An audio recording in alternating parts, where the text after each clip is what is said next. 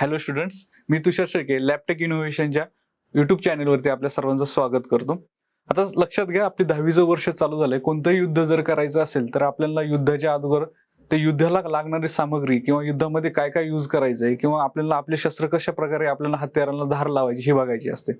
त्याचप्रमाणे आपल्याला आता आपलं 10वीचं वर्ष खूप महत्वाचं असतं. त्याच्यामध्ये सगळ्यात महत्वाचा जो विषय येतो तो येतो मॅथमॅटिक्स. हा तुमचा विषय येतो.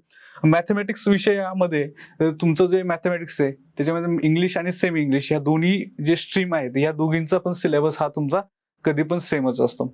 आता परंतु आपल्याला आता जर मॅथमॅटिक्स विषयी जर माहिती घ्यायची आहे तर मॅथमॅटिक्स मध्ये काय काय आहे, कोणते कोणते क्वेश्चन विचारले जातात, काय कसे विचारले जातात, एक्झामचा पॅटर्न नेमका कसा असतो, एक्झाम कधी होतात, बरोबर. सगळ्यात महत्त्वाचे प्रश्न हे आपल्या पुढे एक्झाम कधी होतात, एक्झामचा पॅटर्न कसा असतो, त्याचं चॅप्टरचं वेटेज कसं असतं, हे सगळं आपण आजच्या व्हिडिओमध्ये क्लिअर करणार आहोत. तर सर्वात पहिल्यांदा लक्षात घ्या, जो आपला मॅथमॅटिक्स सब्जेक्ट आहे हा 2 पार्ट्स मध्ये डिवाइड केलेला जातो. म्हणजे तुमचा जो पहिला पार्ट आहे तो येतो मॅथमॅटिक्सचा जो फर्स्ट आहे तो म्हणजे अल्जेब्रा, आणि सेकंड पार्ट येतो तुमचा मॅथमॅटिक्स सेकंड मध्ये तुमचं येतं जिओमेट्री.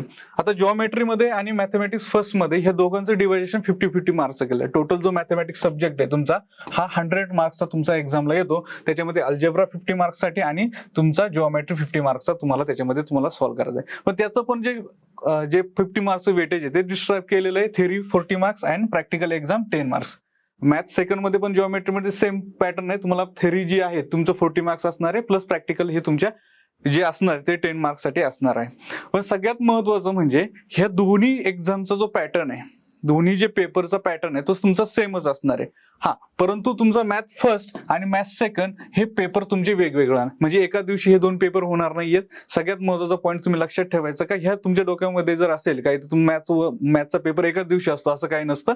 सीबीएसई वाले जे स्टुडंट्स आहेत त्यांच्यासाठी मॅथचा पेपर एकाच दिवशी असतो. पण स्टेट बोर्ड मध्ये तुम्ही सेमी इंग्लिश मध्ये असू द्या किंवा इंग्लिश मीडियम मध्ये असो किंवा मराठी मीडियम मध्ये असू द्या, तुमचा मॅथमॅटिक्सचा पार्ट 1चा पेपर आणि पार्ट 2चा पेपर हा सेपरेट दिवशी असणार आहे. दोघांमध्ये एक दिवसाचा मिनिमम एक दिवस, मॅक्झिमम 2 ते 3 दिवसापर्यंत गॅप असू शकतो.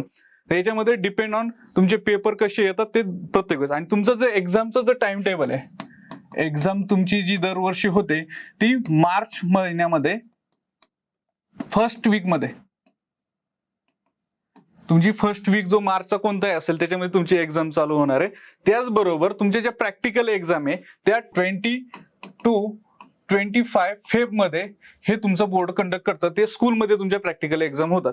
थेरी पेपर हे तुमचा फॉर्म भरला जातो, तो फॉर्म तुमचा जो आहे तो बोर्डाकडे जातो, बोर्ड तुम्हाला सेंटर अलोटेड करतं आणि तुमची एक्झाम होते. आणि फक्त तुम्हाला जो थेरी पेपर आहे तो 40 मार्क्सचा तुम्हाला एक्झामला द्यायचा असतो. आणि त्याच्यासाठी 40 मार्क्ससाठी तुम्हाला साधारणतः 2 आवर्स हा वेळ दिला जातो. किती 40 मार्क्ससाठी तुमचा टायमिंग जर विचार केला तर तुम्हाला 2 आवर्स हा टायमिंग आहे.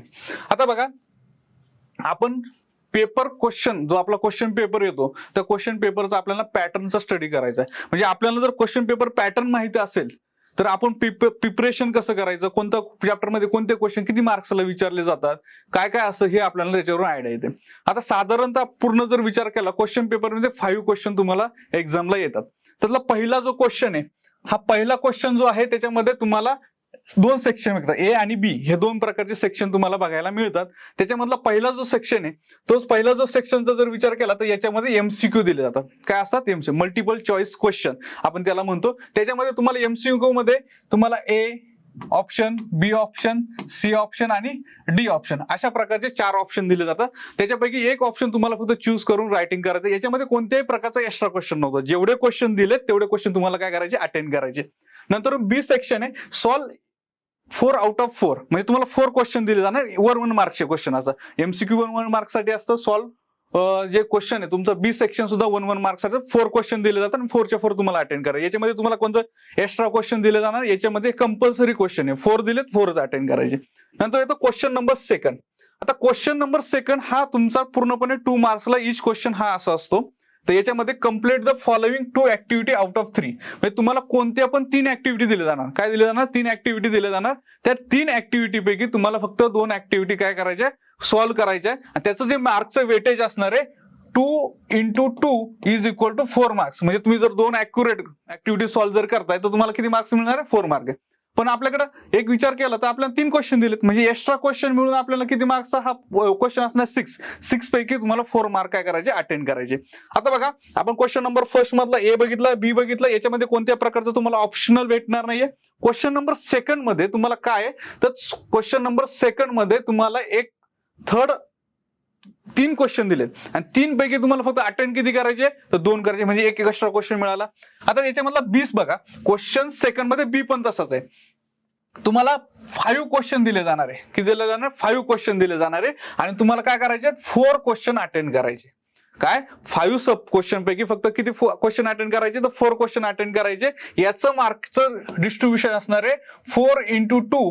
तुम्हाला हा क्वेश्चन असणार आहे 8 मार्कसाठी आणि एक एक्स्ट्रा क्वेश्चन असतो, म्हणून 5 क्वेश्चनचे जर एक्स्ट्रा मार्क जर बघितलं तर हा 10 मार्काचा क्वेश्चन तुम्हाला बघायला मिळतो. आता याच्यामध्ये सगळे 2-2 मार्काचे क्वेश्चन असतात, सिंपल क्वेश्चन असतात. आता क्वेश्चन नंबर थर्ड कडे येऊ.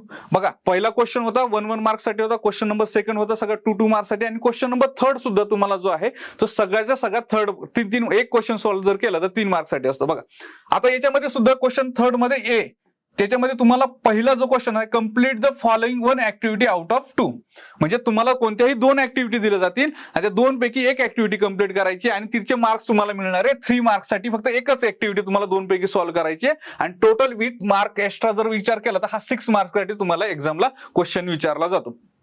आता याच्यामध्ये बी क्वेश्चन आहे. आता हा बी क्वेश्चन सुद्धा बघा, solve the following 2 sub question out of 4, म्हणजे तुम्हाला 4 क्वेश्चन दिले जाणार आहे, तुम्हाला फक्त किती क्वेश्चन अटेंड करायचे 2च क्वेश्चन अटेंड करायचे. आता बघा तुम्ही जर ऑब्झर्वेशन केलं असेल, ह्या 2 जर क्वेश्चनचं ऑब्झर्वेशन केलं असेल तर 2 पैकी एकच अटेंड करायचं, 4 आहे 2च अटेंड, म्हणजे 50% तुम्हाला डायरेक्टली एक्स्ट्रा क्वेश्चन दिलेले, म्हणजे काय तुम्हाला 2च सॉल्व्ह करायचे, 4 दिलेत, 1 करायचं तर 2 दिलाय. पण सगळ्यात महत्वाचं हे तुमचे जे मार्क्स असणार आहे, आता क्वेश्चन नंबर फर्स्ट बघितला, सेकंड बघितला, 3, हे तुमचे स्कोरिंग, याच्यामध्ये तुमचे कोणतेही क्वेश्चन कधी चुकले नाही पाहिजे, जेणेकरून तुम्हाला बोर्डला चांगल्यात चांगला स्कोर येणं गरजेचं आहे.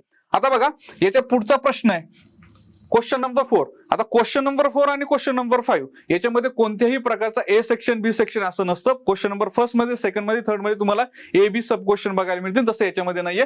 क्वेश्चन नंबर 4 आहे हा डायरेक्टली 4 मार्कसाठी 4 मार्क इच सब क्वेश्चन असतात आणि याच्यामध्ये सगळ्यात महत्वाचं तुम्ही एक लक्षात घ्या, 3 क्वेश्चन दिलेले आहेत तुम्हाला, 2 क्वेश्चन करायचे आणि 2 into 4 म्हणजे each question 4 marks is equal to तुम्हाला 8 मार्काचं काय तुम्हाला मार्क्स मिळणार आहे आणि विथ ऑप्शन जर विचार केला तर 12 मार्क्स आहे.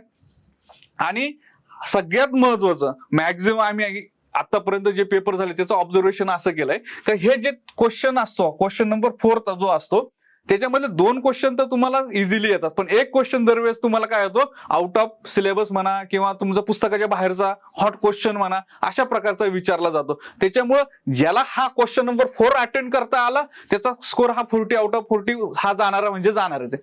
आता नंतर क्वेश्चन नंबर 5 येतो. क्वेश्चन नंबर 5 मध्ये तुम्हाला 2 क्वेश्चन दिले जातात आणि 2 क्वेश्चन पैकी एक क्वेश्चन हा तुम्हाला सॉल्व्ह करायचा असतो आणि याचे मार्क्स असतात 3. आता बघा याच्यामध्ये विथ ऑप्शन क्वेश्चन नंबर 4 हा आहे 12 मार्क्ससाठी, क्वेश्चन नंबर 5 आहे 6 मार्क्ससाठी, हे लक्षात ठेवायचं. आता लक्षात घ्या पेपर येताना आपल्याला 40 मार्क्सच येणार आहे. टोटल जर काउंट केलं आपण पहिला question, second question, third question, fourth question, fifth question, fifth question पर्यंत बघितलं 40 मार्क्स तुमचे पेपरला येतो. पण जर ऑप्शनचे मार्क्स म्हणजे जे ऑप्शनला जे क्वेश्चन विचारले यांचे सुद्धा मार्क्सचा जर स्टडी जर केला तर आपल्याला टोटल मार्क्स किती येतात तर 60 मार्क्स तुमचा पेपर निघतो. म्हणजे 60 पैकी आपल्याला अटेंड करायचा आहे 40 मार्क्सचा. सगळ्यात महत्वाचं हा टायमिंग पेपर कव्हर करण्यासाठी तुमच्याकडे फक्त 2 आवर्स टाइम असतो. त्याच्यामुळे पेपर लिहिताना कोणते क्वेश्चन किती अटेंड करायचं हे सुद्धा सगळ्यात महत्वाचं असतं.